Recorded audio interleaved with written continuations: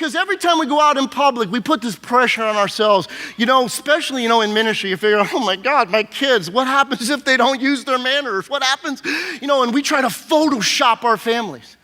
That's one of the reasons why Christians are not all that hospitable these days, because they don't want anybody to find out what's really going down in the household. Because in our homes, they're real. They're organic.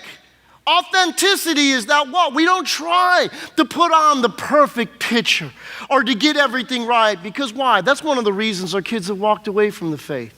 Because we live every day in our houses all the crazy way that we do. And then on Sunday morning, we pull out the clothes that we don't wear any other time during the week. We put on our church face, our church lingo, and we all get in the car and go to church. And go home at the end of the day and live just as crazy as we did before. Because we want to be the photoshopped image. Because why? If you become preoccupied with attempting to build the perfect family in your home, then listen, one of three things can happen. One, you can get so discouraged that you give up on the whole. I mean, that's the reason why a lot of people don't come to church anymore. They're like, I can't measure up. I don't measure up. Or this can happen, that other people come to realize, they discover you're not everything you claim to be. And that's the reason why they don't come to church anymore. Or the third thing is we give unrealistic expectations to other people and we cut them off from their real source of help. Because why? Unrealistic expectations, unrealistic standards that you try to hold as parents only frustrate your children and discourage you as parents. But you see, that wasn't God's design. You see, God intended that our families would tell His story.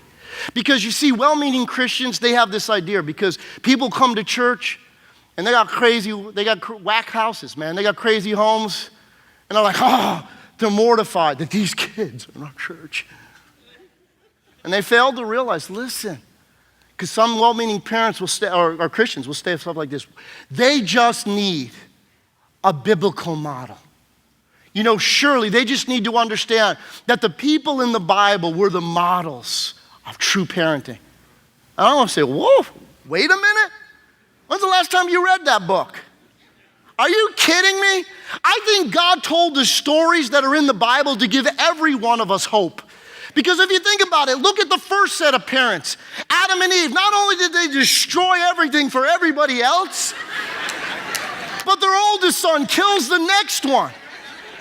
Noah, he had a drinking problem. His kids didn't even know how to handle it discreetly, okay? You think of Abraham. Oh, Abraham was a model. Yeah, Abraham goes to a heathen king and says, hey, man, you want? My wife's my sister, Dad, you can tell her. Or this, he allows his wife to talk him in. Yeah, she really had to work hard at this one. To talk him into sleeping with her maid, okay? And create so much strife in the house that we've been dealing with it ever since. You think about David. He couldn't deal with the one wife. What would make him think he could handle all the rest of them? His kids were more trouble than you could shake a stick at. The great prophet Samuel, his kids gave into bribery. They were unjust. I mean, all of them, you look at model after model. Eli's kids were so out of control that they made a mess at church. And you think about all these different individuals, that there are no perfect models where you look at them. Because why? Because God tells His story through families. Unless you think, man, well, what about Mary and Joseph and the way they raised Jesus? Are you kidding me? They left him at church for 3 days. If it was our time right now, we'd be calling DCF on them.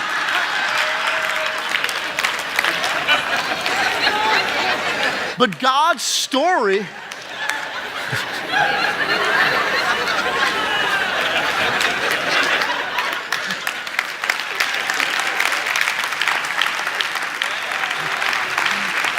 But you see, God's story is told what?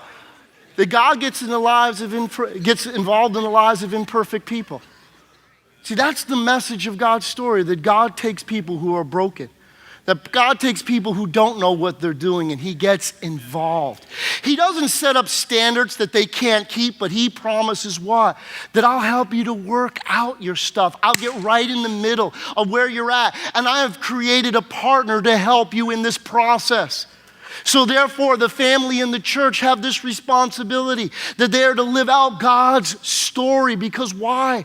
God is constantly taking broken people who don't have what they need and gives them a second chance, gives them hope, gives them opportunity. And that's what our families were intended by God to do, is tell a story that we don't have it together.